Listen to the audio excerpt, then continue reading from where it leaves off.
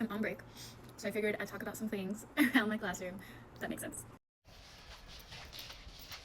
Bam! A term calendar with assessment dates, homework, special events, birthdays, and it's a way to keep me organized, a way for them to know what to expect next. So that's number one. Okay, so this is a corner of my board that has two parts. Number one is our check for understanding. They self-assess themselves after teaching a skill or even giving directions. If they feel that they are a 3 or 4, they sign up to be a peer tutor or a peer mentor. For those students that are a 1 or 2, a novice or apprentice, they can either ask the students that signed up as a peer tutor for help, or they can come and talk to me. The rule, though, is that they must ask at least 3 students and the teacher. They must be a tutor, not a giver of answers. And then the big one, reflection is growth. So for the students that are asking for help, what strategies did they learn today? How does that better understand the topic? And for those that are teaching,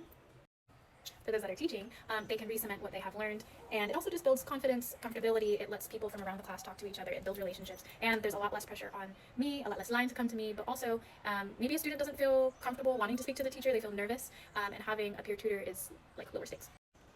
My next favorite is my bell. I have a doorbell. I saw this from some other teachers on TikTok, and they talked a lot about how this is a quick way to grab students' attention. It has been a game changer. Something else, friendship ABCs, acceptance, boundaries, and compromise. How are you building healthy friendships? We talk a lot about kindness, but what does that actually look like with the people we are already close to? Moving on. Next up is my class job wall.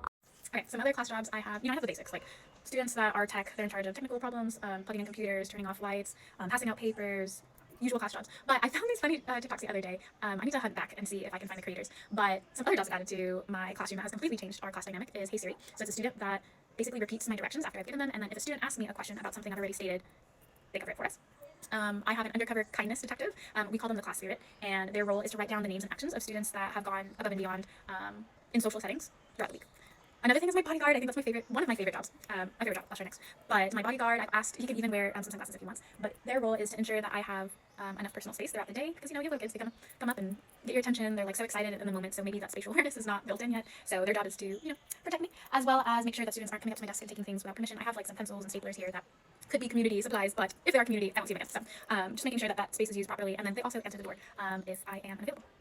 Okay, my favorite job so far has been my water monitor, and I have felt like maybe this would be a tough job to introduce. However, this student is in charge of, 1, getting me water, so they have the ability to take a small break, leave the class, and return back. But they're also in charge of just randomly standing up and saying water throughout the day, and that is my reminder to stay hydrated. I have ChatGPT, I have a librarian, I have a homework manager, a classroom monitor to make sure things are clean. It just makes sense.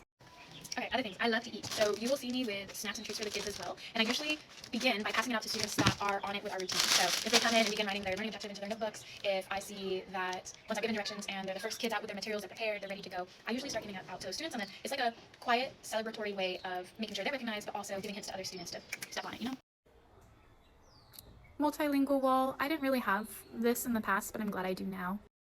Talking stems at desks, that way at any point they can be able to advocate more for themselves. Additional language learners, my EAL learners, to have sentence stems and feel comfortable in speaking with more detail. Okay, the final thing that makes sense is, this is my doorbell. I keep it on my lanyard. This is a laminated class list, and this is my mini schedule.